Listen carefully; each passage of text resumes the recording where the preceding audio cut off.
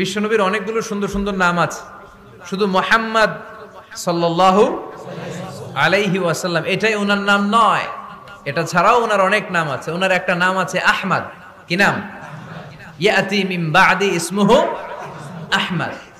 মুহাম্মদ ওনার নাম, আহমদ ওনার নাম, তাহা ওনার নাম, মুজাম্মিল এটা ওনার একটা নাম, মুদ্দাসসির এটা ওনার একটা নাম, আবুল কাসিম এটা ওনার একটা নাম, কুনিয়াত।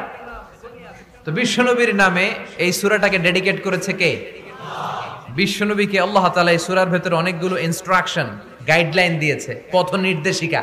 এগুলো আমাদের জীবনেও কাজে লাগবে, ঠিক কিনা? তো এই আল মুজাম্মিল বিশ্বনবীর নামে ডেডিকেট করা একটি সূরা।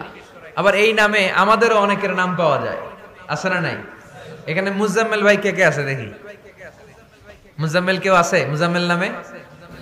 আছে তো, মাশাআল্লাহ। আল্লাহ মুজাম্মিল ভাইদেরকে তুমি কবুল করো।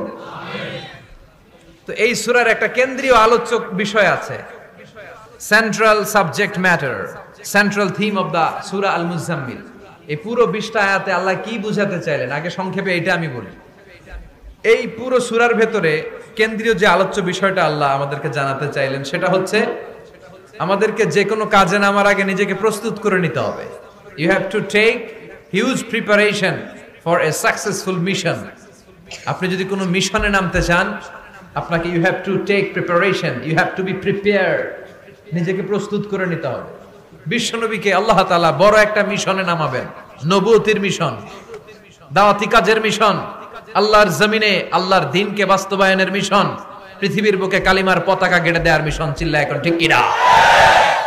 তো এত বড় মিশন যে নবী পালন করবে, ওই নবীর প্রিপারেশনের দরকার আছে না নাই? তাহলে এই পুরো সূরার মূল কথা হচ্ছে প্রিপারেশন ফর এ মিশন, মিশনের জন্য প্রস্তুতি গ্রহণ করা। Good preparation is a prerequisite for a successful mission. আপনি যদি একটা মিশনে সফল হতে চান, আপনাকে প্রস্তুতি নিতে হবে। প্রিপারেশন যদি ভালো হয়, কাজের ফলাফল, প্রিপারেশন যদি খারাপ, ফলাফল। পরীক্ষার আগে যদি প্রিপারেশন ভালো হয়, গোল্ডেন এ প্লাসের সম্ভাবনা আছে না নাই? ইলেকশনের আগে যদি ভালো প্রস্তুতি নেয়, জয়লাভ করার সম্ভাবনা আছে না নাই? সব কাজে প্রিপারেশন লাগে। এই যে আমরা প্রতিদিন সালাত পড়ি, নামাজ আদায় করি, প্রস্তুতি লাগে না? কি প্রস্তুতি লাগে? ওযু করা লাগে, ঠিক কিনা?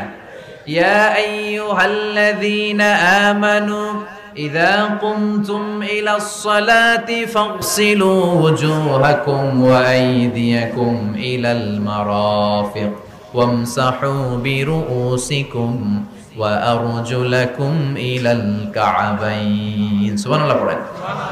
আল্লাহ ডেকে বললেন, গোলাম যখন নামাজে যাবা, নামাজের প্রস্তুতি নাও। কথাটা কার?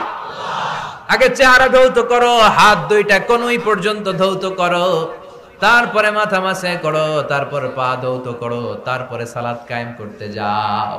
তার মানে সালাত ইকামাতুস সালাহ, সালাত প্রতিষ্ঠার আগে আপনাকে প্রস্তুতি নিতে হবে। নামাজে যাওয়ার আগে ওযু করা লাগবে, ঠিক কিনা? আবার জুমার নামাজে আপনি যাবেন, আগামীকাল জুমাবার না? এই জুমার নামাজে যাওয়ার আগে প্রস্তুতি আছে না নাই? গোসল করা লাগে, ঠিক কিনা? আতর মাখা লাগে, সুন্দর পারফিউম দেয়া লাগে, তারপর জুমার খুতবা শোনার জন্য মসজিদে আগে আগে যাওয়া লাগে, ঠিক কিনা?